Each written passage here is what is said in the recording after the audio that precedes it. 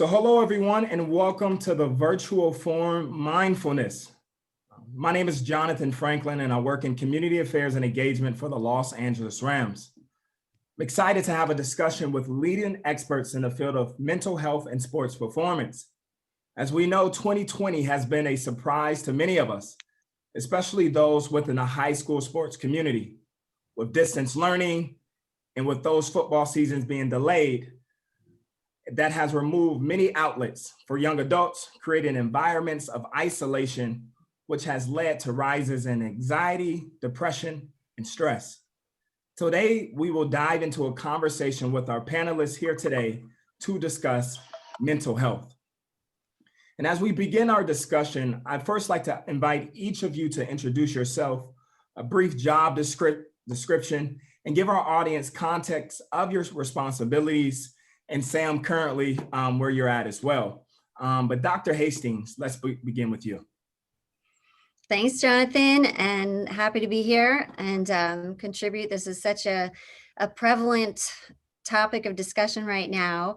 So I'm the team psychologist for the Los Angeles Rams.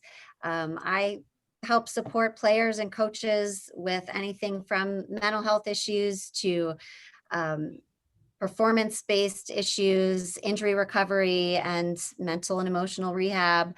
I run rookie trainings and give trainings and presentations throughout the year as well on various topics. So, I've got kind of my routine, and then I've got the inevitable curveballs that come each season. So it's never a dull in our group. Thank you. And what about you, Reggie? Appreciate you, John, having me too. And so my name is Reggie Scott, and I oversee all the sports medicine and performance aspects of with the LA Rams. And pretty much my day to day is just really cross collaborating all of our departments to make sure that we're all in one alignment to make sure that we're optimizing player healthcare, safety, and performance. Everything with the nutrition, strength and conditioning, sports medicine. Obviously work hand in hand with Dr. Hastings here, who does all of our mental health work. And so the main job day to day is, like I said, to make sure we provide a great environment for guys to stay safe, stay healthy, stay on the field, and perform at the highest level. And as we all know, so many different entities touch that, specifically in the mental health world too. So excited to be here. Thank you, Reggie. And Sam, we see the Chicago Bears photo in the background. So give us some context and everyone about yourself as well.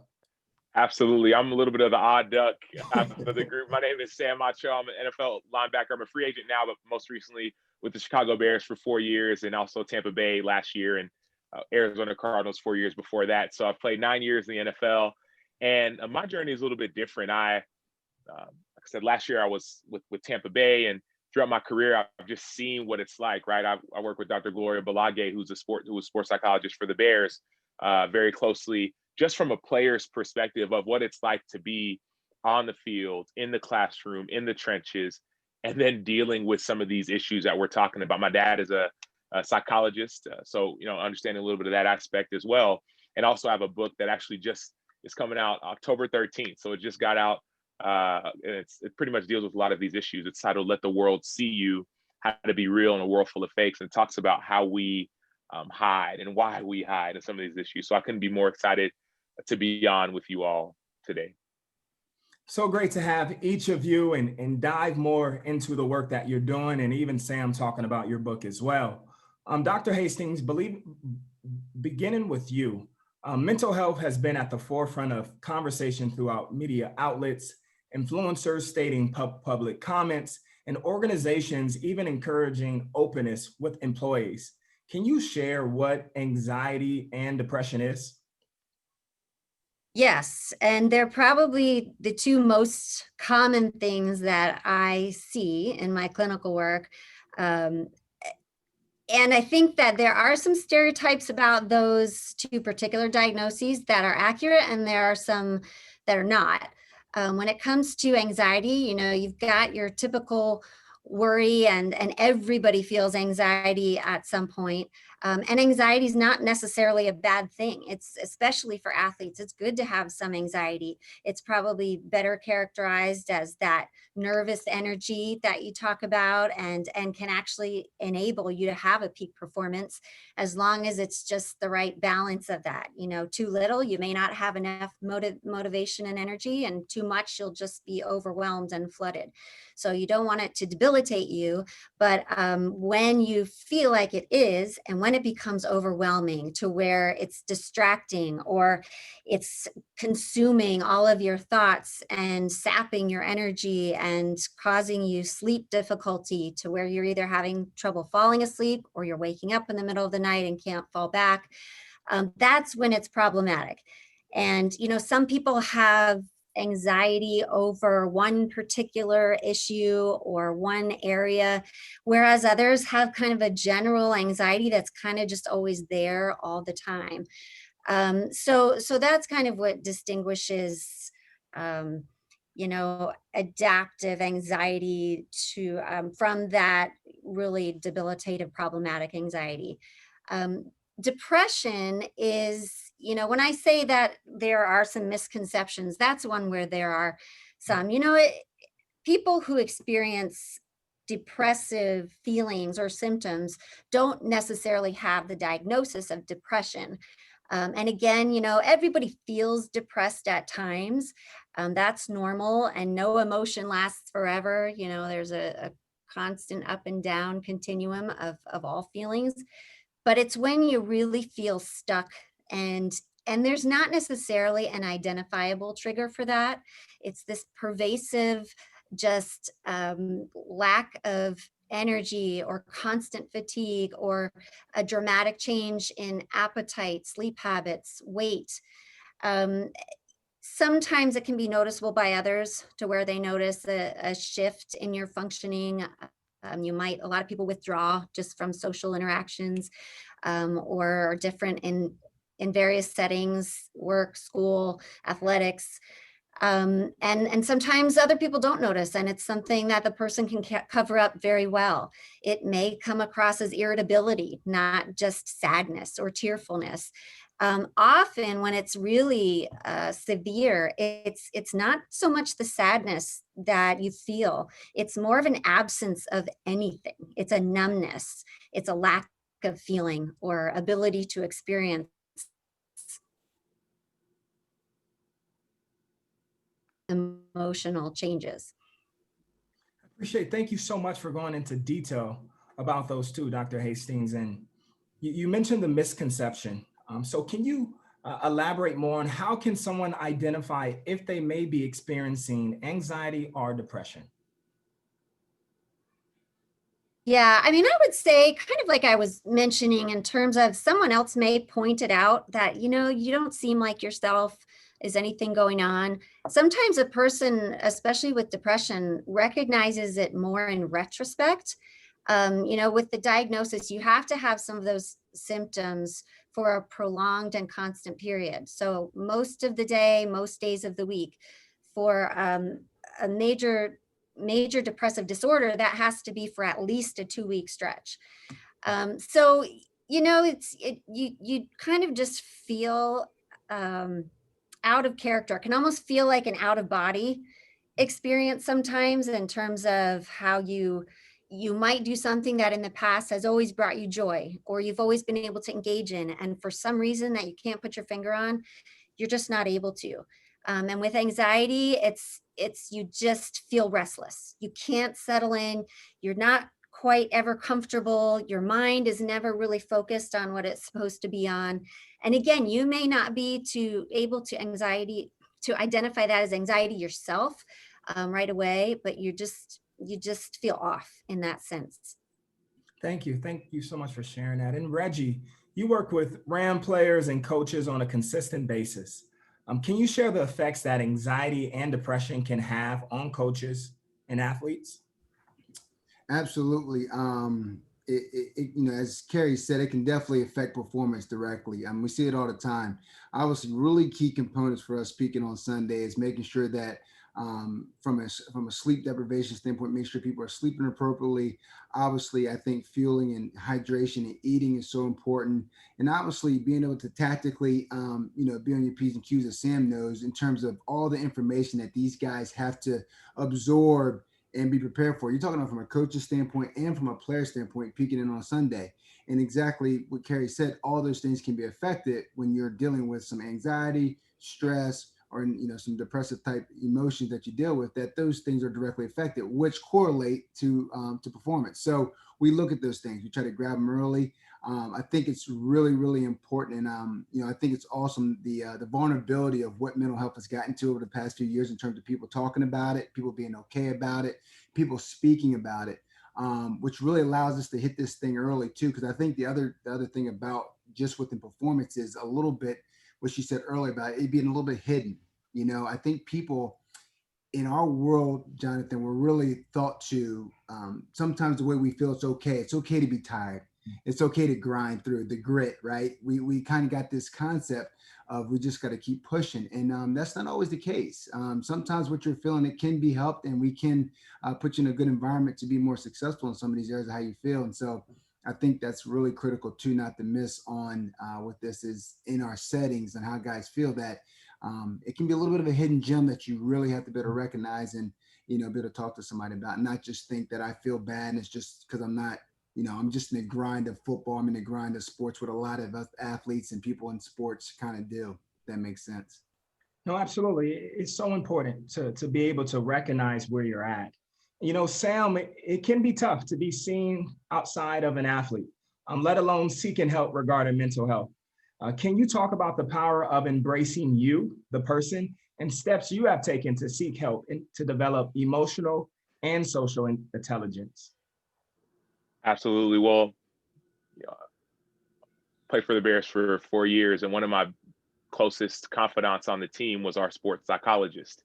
And to take it a step further, right, that's about performance on the field, but to take it a step further, about 2 years ago, after essentially wearing all the figurative masks that we wear to act like we have it all together and just work harder and push harder and you're fine and suck it up, I knew something with me wasn't okay. I didn't know what it was. I just knew stuff in my life wasn't going well. Relationships with, right, I'm married, got kids, relationships with those closest to me, they weren't flourishing.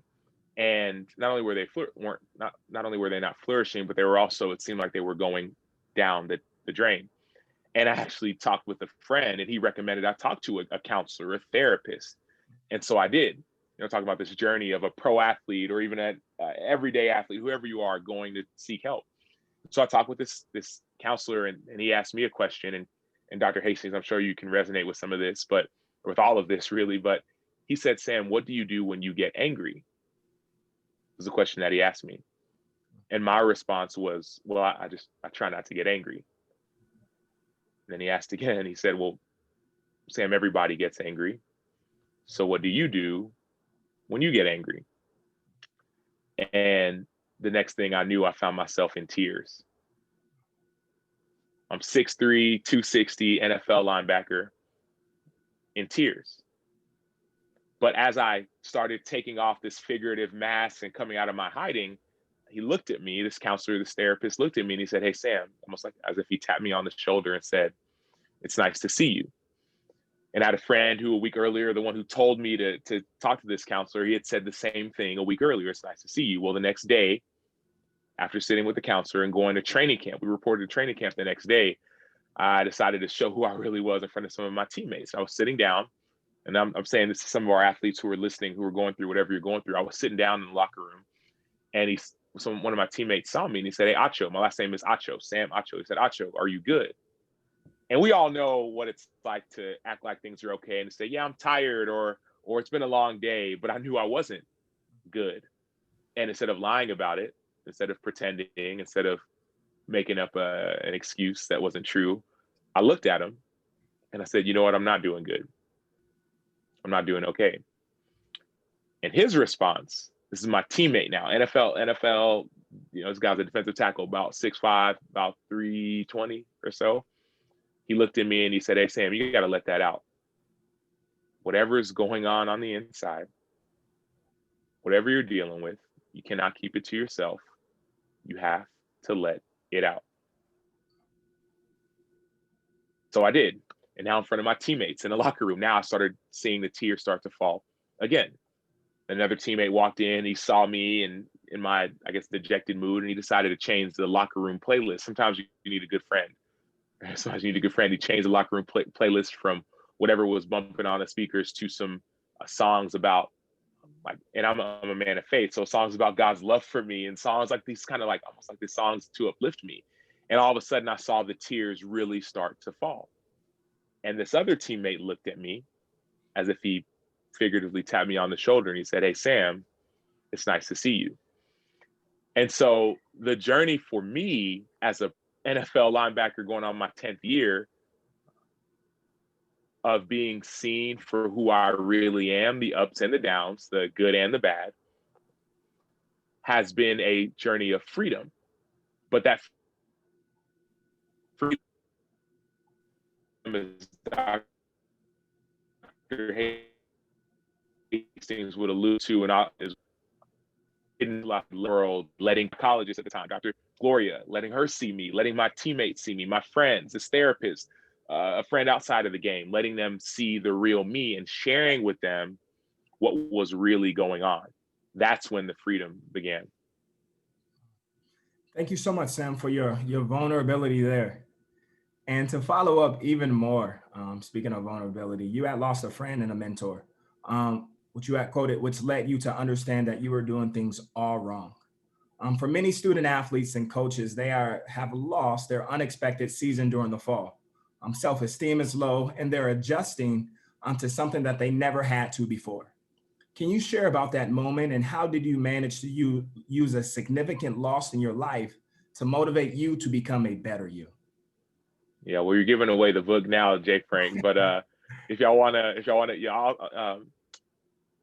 So 2 years ago, and this is after I just signed a multi-year, multi-million-dollar contract. I'd made it in a lot of people's eyes. Well, so much had happened for me personally. I remember getting benched. I remember after that tearing my pec, being out for the season. I remember, my wife, her wallet got stolen, which had her green card, had her U.S. citizenship in it. We were ready to go on a 5-year anniversary trip. And right around that same time, I also remember losing a mentor.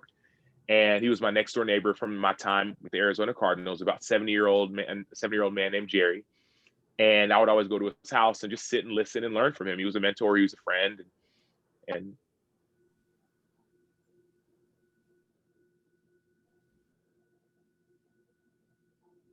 I remember from him on Facebook, Ask Go. He had been battling cancer for the last 3, 4, 5 years, and it wasn't getting better. And this guy was a man of faith. He said, "I'm ready to go see Jesus." That's kind of where he was. I'm ready to go. And so I remember calling him, and I didn't know what to say. I never really dealt with a ton of loss, a few funerals, but this was different. And so I asked him, I said, "Man, what do you, like, give me something. I need to hear something. Tell me something, what you've learned on this earth." And one of the main messages that he told me is that he said, "Sam," he said, "if you don't remember anything else, remember this. You are worth getting to know. You're worth getting to know." And that was a truth that I didn't believe, if I'm being totally honest. I thought people wanted to know me because of I was in the NFL or I won all these awards, whatever. But he said, "No, you are worth getting to know." And so anybody who's listening, I just want to remind you that you're worth getting to know. Whether you think you're good enough or not good enough or smart, no matter what's been taken away, whether football's taken away, right? I tore my pec, football was taken away. I had another injury a few years before that, football was taken away. Things in this life come and things go. There's times for everything. But the thing you need to understand is that you are worth getting to know. Take football away, take school away, take all of these things away, and you are still seen, you are known, and you are loved. And that's a reality that for me was really hard to come to terms with. Sam, thanks for giving those nuggets and giving a preview of your book, which I want to go read it right now. That was necessary. Dr. Hastings and Reggie, for individuals in the sports community or even in society, admitting that you are experiencing anxiety or depression has not always been encouraged to share and be open about. After recognizing symptoms, what should be the next steps and benefits of seeking help? Well, I'll start because I think Carrie obviously will finish up and give you the true results. But what I would think, I'm going to segue it like this to answer that question. I think it's critical for us, specifically in the field, if there's athletic trainers out there, if there's coaches out there, if there's people to help out with various teams, if there's teammates. We talk about it all the time. We had Carrie come in and teach all of us that directly work with athletes day in and day out, because the reality of it is a lot of team psychology and stuff might not be always around, especially in your high school levels and stuff like that. They're not always around. But I think it's really critical to make sure from our perspective, how do we handle these situations? It's making sure that we understand some signs, some different things. We're not asking us to, Carrie says, Reg, you're not asking us to be team psychologists, you're not asking us to be psychologists, but what we call is we're the front line and we're the front center with these athletes every day. I'll call we're frontline workers where we can recognize different changes. I'm with these athletes every single day. Coaches are with their athletes in high schools every single day.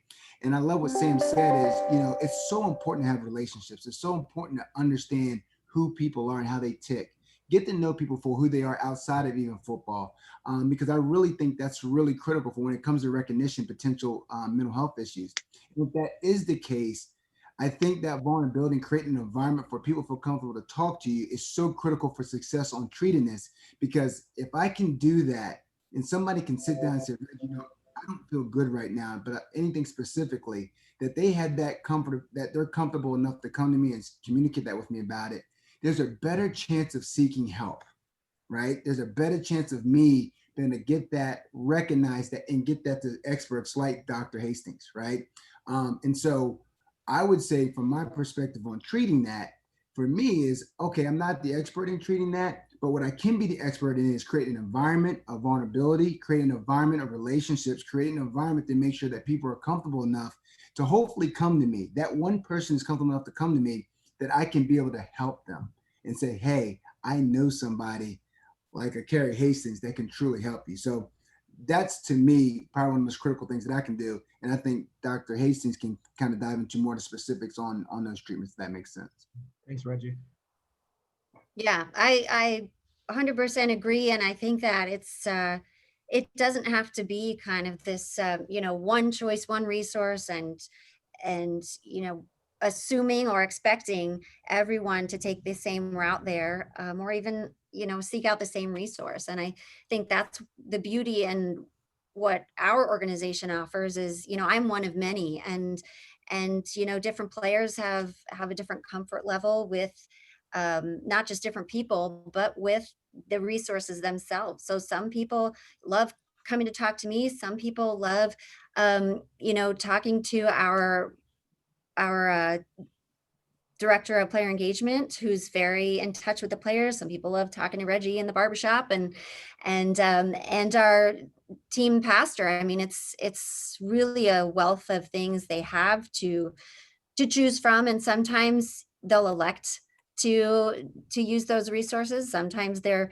nudged pretty heavily, and but we do like to empower people to make those decisions too. I think a great thing is having some leaders on the team within the organization who can advocate for a resource such as this and for getting that support.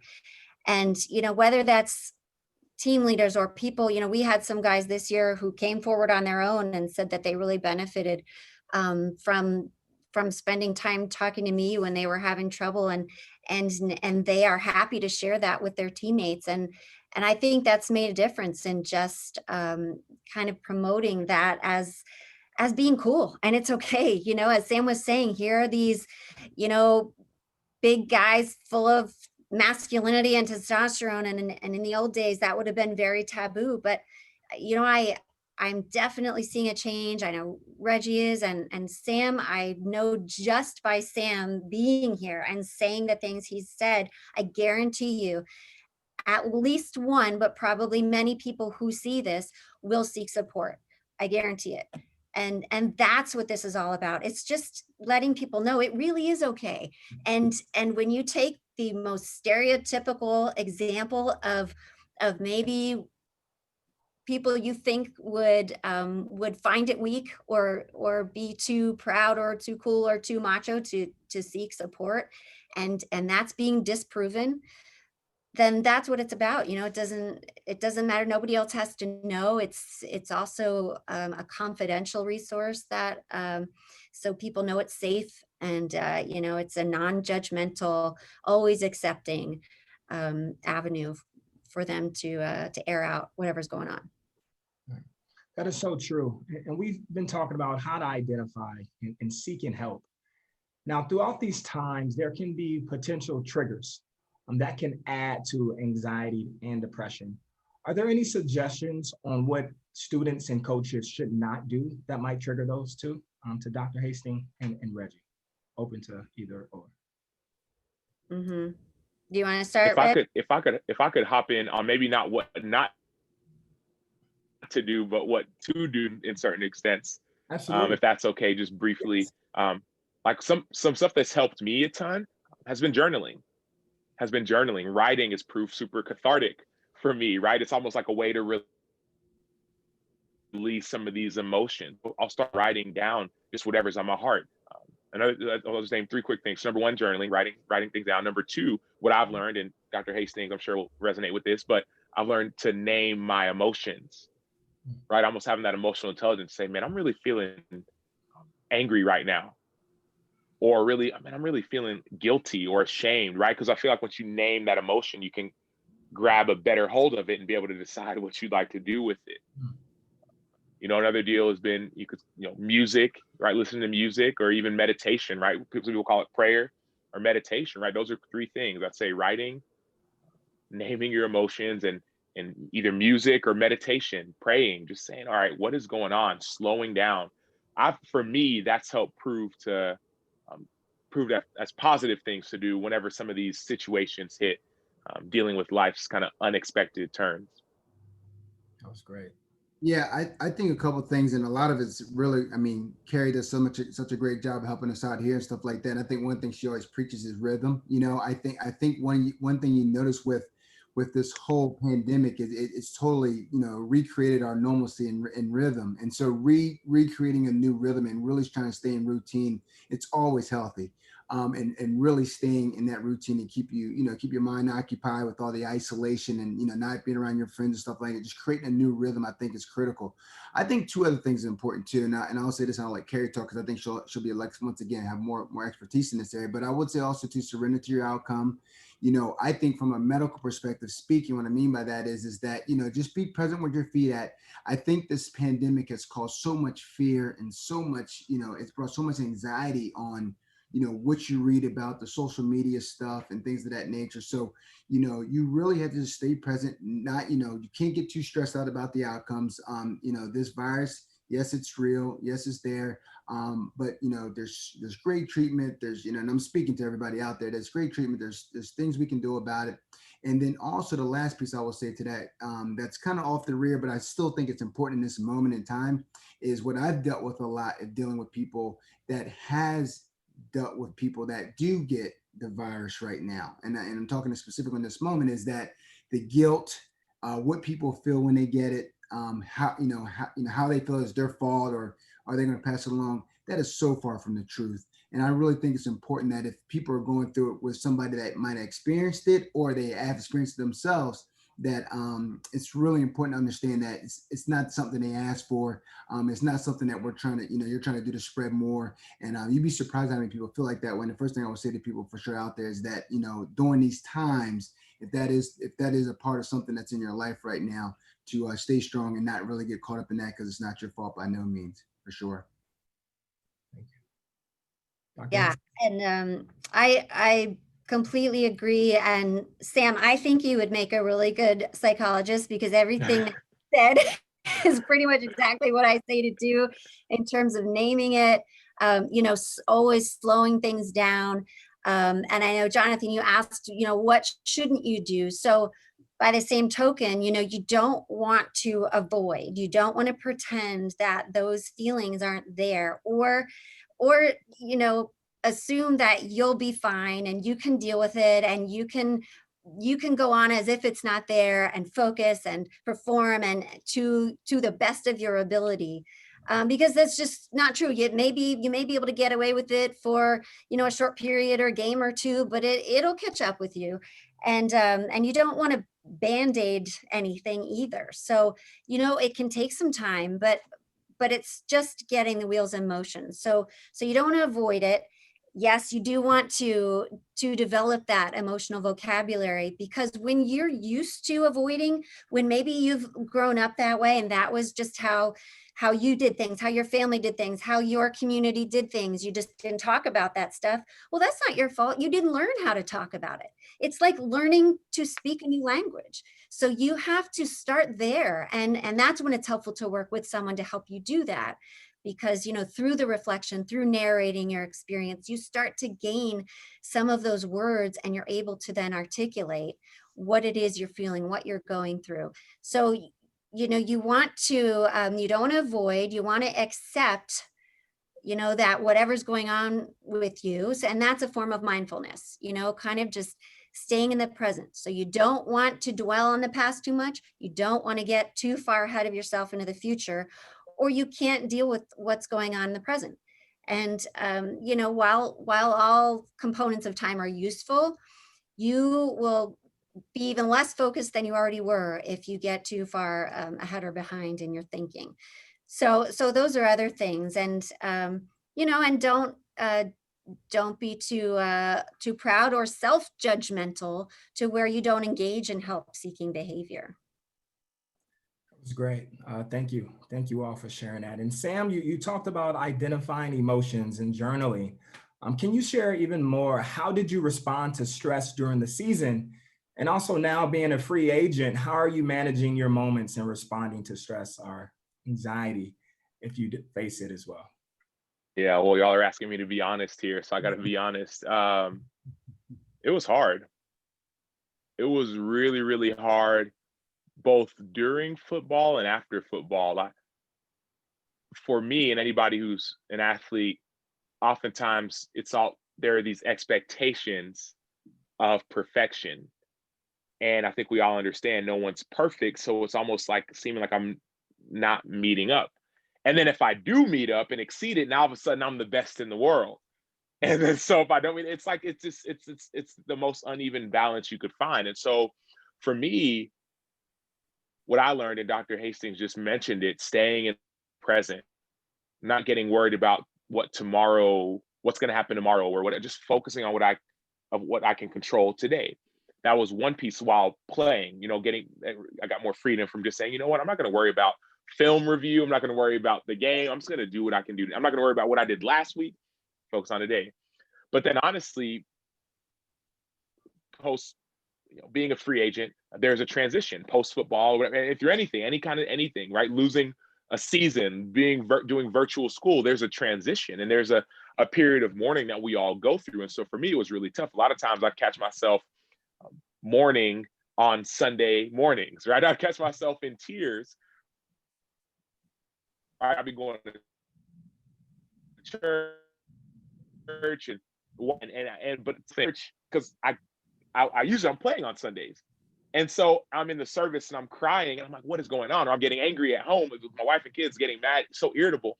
I'm not understanding why, but it's because I'm not playing. I'm not with my teammates, not with my coaches. I don't know what my future holds. And so for me, that transition part was very, very difficult, but it's not supposed to be easy, is what I would tell anybody. I would tell anybody, mourning, transition, learning a new language, like Dr. Hastings said, it's not supposed to be easy. It's supposed to be a little bit difficult and different. And so what I would just tell anybody, and what I was learning and am learning now, because that was last season, pre-COVID, I went through this huge transition and ups and downs. Well, now I'm a free agent again. And now add on top of that COVID, and I feel like I'm a lot better prepared for what is in front of me. Why? Because I'm actually not worrying about the future. I'm at my worst, my absolute worst, as a football player, as a husband, as a father, as a human being. I'm at my worst when I'm thinking and worrying and stressing out about what tomorrow holds, or what next week holds, or what next month holds, or what next year holds. I'm at my best when I'm focused on the present, when I'm present where my feet at is not where my feet are, as Reggie said, or where I'm focusing on the day. And so I would just tell anybody, yes, we don't know what the future holds. We weren't meant to know what the future holds, but just focus on today. Do what you can do today to try and make today as good of a day as you can. And sometimes we're going to have bad days, and that's okay. Thanks, Sam. I think that was great, focusing on the day. And this leads to our next question, and is open to all of you. What are some suggested routines or things that people should include within their day during these times of being isolated and a delayed football season and not being able to go outside and social distancing? What would you recommend for students, coaches, and community members to include in their day? And any one of you can answer this one. I would say the two things that pop into my mind first are mindfulness and gratitude. And those are things that I tell any athlete I work with. You know, it seems like common sense already, but there's actually now research to prove that those two things can be some of the biggest contributors to performance enhancement, let alone enhancing your emotional and mental well-being. So that's something you can do during a season, during the off season, or during a global pandemic. So, you know, for me as a sports psychologist, I mean, you can always be working on mental skills. You can always, it's in a lot of ways, it kind of feels like all athletes who are missing out on their seasons right now, it's like everybody's on IR. And so, you know, things that I work with sometimes with guys who are on IR are the mental skills and using, you know, imagery, enhancing relaxation techniques and things that will not only help with the coping and, you know, having to be patient and tolerate the losses and the mourning, like Sam was saying, and because you have to grieve this, it is a loss. And this is time you don't get back. And this is so out of our control, just like an injury. And so you can only do what you can do. And, you know, sometimes that comes from the inside out, not the outside in. And so, you know, working on some of those things is always an option. You can do it from anywhere at any time. And Dr. Hastings, real quickly, you mentioned gratitude. Can you give an example of what that might look like in someone's day right now? Mm-hmm. I think gratitude is most powerful when it's paired with mindfulness. So, you know, if you think of mindfulness as really being so in the present that you're connecting with all of your senses. And so, you know, let's say you're a baseball player and you can't play, but you just have that deep love of the game and your passion hasn't gone anywhere. You know, so you might step out onto the baseball field and through the mindfulness of connecting with, you know, the sight, the sounds, the reflecting on maybe your peak performance or your best season. And, you know, I remember asking a softball player, you know, what do you love most about the game? What do you love most? And she said it was the smell of the grass. And that doesn't necessarily have to do directly with performance, but it does. And that's something she doesn't have to be playing in order to appreciate. And it's through connecting with what you're grateful for within your sport that, you know, helps you kind of feel connected to that huge piece of your identity. And I say piece because that's another important thing to remember is that you are not your sport. It may feel like it, and that may be all you've ever talked about, especially at the elite level, or if you're the star of your sport, but you are so much more. And this is also a good time to connect with those other parts of your identity and what makes you, you, the things you love and what you might be doing if you weren't an athlete in that sport. Thank you for sharing that.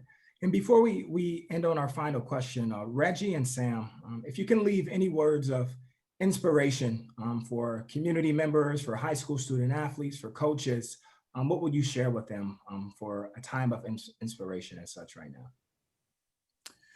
Oh man, you know, specifically with mental health and just really inspiring people in this unique profession that's just grown so much over the years. I always tell my athletes and stuff, you don't have to be sick to get better.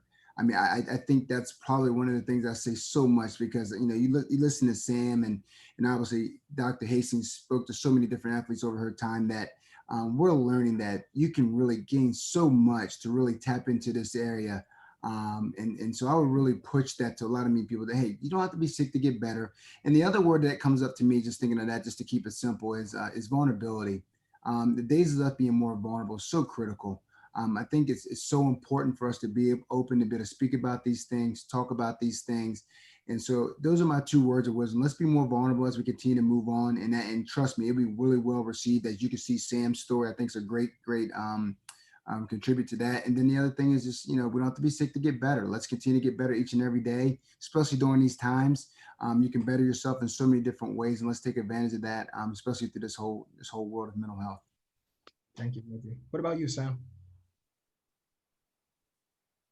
I would just let you know that I've been there before. And I know what it's like. I know how it feels to feel hopeless, to feel like nothing's ever going to go your way, to feel like nothing has gone your way and nothing is currently going your way. But I would say there is a light at the end of the tunnel. I'll say that hope still wins. Be grateful. Find the things that you can be grateful for, even if there's a few things. I had a coach who just said, hey, after a practice or a game, find 3 things, just 3 simple things. The good, find what you did good, and name it. Find what you could do better. Just pick one thing, and name it. And then talk about how you're going to go about doing it better. So take control. Take control. I know what it's like. I know it's, a lot of people may act like they have it all together, but we don't. We're on this journey just like you.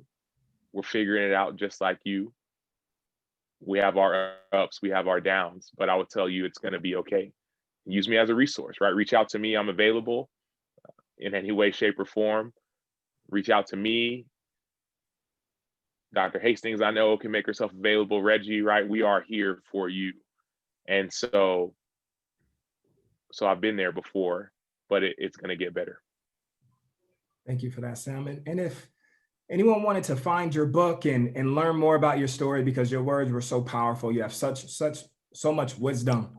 And I'm sure people are going to be asking you to come out and speak to their school or their organization, but where can people find your book? Yeah, absolutely. With me, just on social media, it's real easy. The Sam Acho, SAMACHO. And another easy way is just go get the book. It's called Let the World See You, How to Be Real in a World Full of Fakes. You can go get it right now at samachobook.com, SAMACHO book.com. And in that book, I pretty much pour my heart out there. And so I can't wait for you to check that out as well, and walk with me on that journey from what it was to what it will be. Because I think once you see that, you'll see hope. Thank you, Sam. And lastly, as we close out, Dr. Hastings, during the pandemic, certain outlets such as practice, game days, and public gatherings have been removed from individual lives in the high school sports community. With limited resources, what are suggestions and resources that student athletes can access for help during these times? You know, I mean, everything is virtual. We know that. And a lot of people are sick of it, but you know, there are some organized virtual groups, you know, whether it's with your team or just other athletes that you can connect with. There are some great books. You can, you know, reach out to me. I can give you some great reading resources if you're into that, in terms of mental skills or just, you know, the sport mind body connection and enhancing all that during this off time.